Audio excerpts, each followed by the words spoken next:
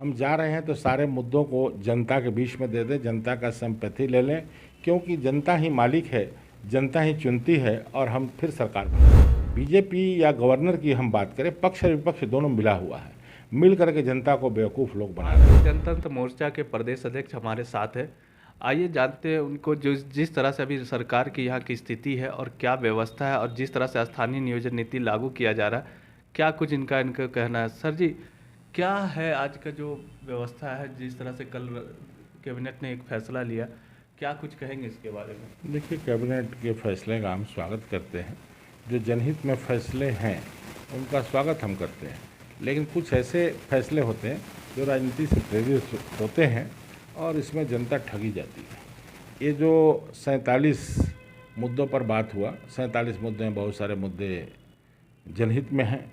और स्थानीयता की जहाँ तक बात है, ये मुद्दा 1932 का खतियान पर हम कार्य कर रहे हैं।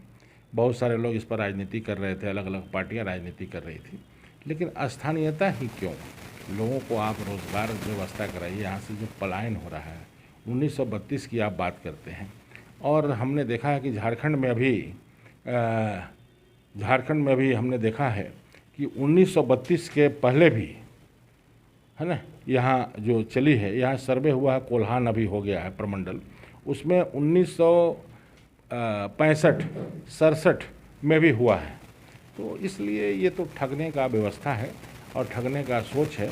और आज की डेट में जो सरकारें, राजनीतिक पार्टियां चाह रही हैं, ये सब जनता को बेवकूफ़ बनाने का कारण है और कुछ नहीं। एक आरक्षण का भी है कि 77% अब आरक्षण हो गया है पूरे झारखंड में, तो किसको कैसे देखते हैं? नियम कानून संविधान से सरकारें चलती हैं और ये शासन प्रशासन में कानून महत्वपूर्ण है।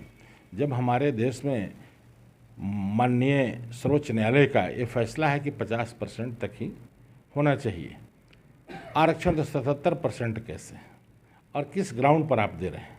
क्या लोग को लुभाने के लिए कि हम यहाँ से प्रस्ताव भेजेंगे, फिर वो सदन से पास करेंगे, फिर हो जाएगा राज्यपाल के पास, राज्यपाल रोकेंगे तो हम राज्यपाल पर ठिकरा फोड़ेंगे, राज्यपाल नहीं रोके, भारत सरकार यदि रोक दी तो हम उस पर ठिकरा फोड़ेंगे। तो ये बेवकूफ़ बनाने वाली बातें हैं। आजकल जो राजनीति माहौल चल रहा है, युवाओं को भरमाया जा रहा है। युवाओं को रोज़गार देना चाहिए सरकार को, न कि इस तरह का प्रलोभन देना चाहिए। कभी कोई राजनीतिक पार्टी उठती है कि हम 1932 खतियान से ही स्थानीयता को जोड़ेंगे।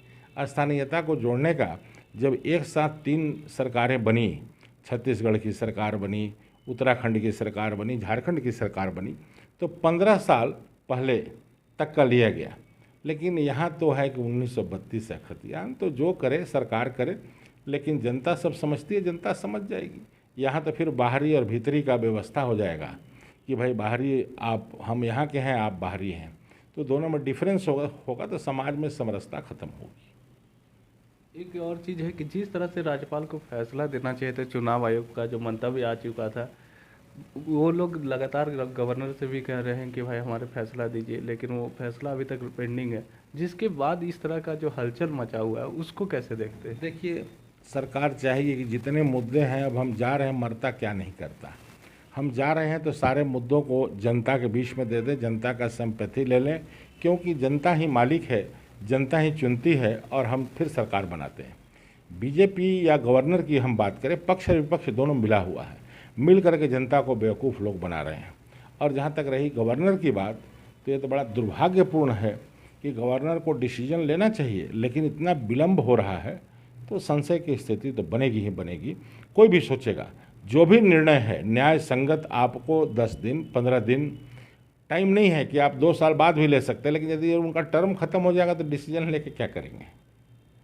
2 साल के बाद उनका टर्म खत्म हो जाए, डिसीजन ले क्या करेंगे? इसलिए राज्यपाल महोदय को अविलंब डिसीजन लेना चाहिए, और उसी का प्रतिफल है कि ऐसा सिचुएशन, ऐसा माहौल हमारे प्रदेश में हो गया है।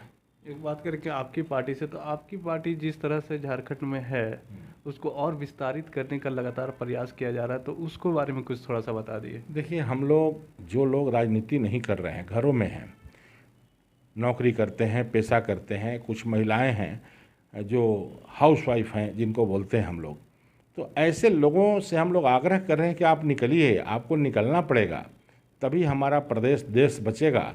यदि आप घर में बैठे रहेंगे, सोचेंगे हमें इससे क्या मतलब, हम शांति से रहते हैं, तो ऐसे लोग यदि सहभागी नहीं होंगे राजनीति में तो बहुत दशा हमारे प्रदेश की खराब हो जाएगी।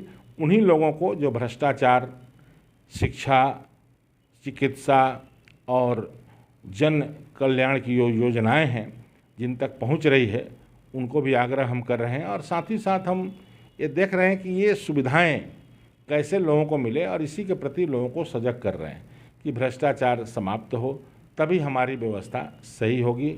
और साथ ही साथ भ्रष्टाचार से पर्यावरण, जो पेड़ कट रहे हैं, जल जंगल ज़मीन की हम बात कर रहे हैं, तो हम बात कर रहे हैं जंगल और ज़मीन और जल की, लेकिन जन सुविधाएं हमें यहाँ नहीं मिल रही है।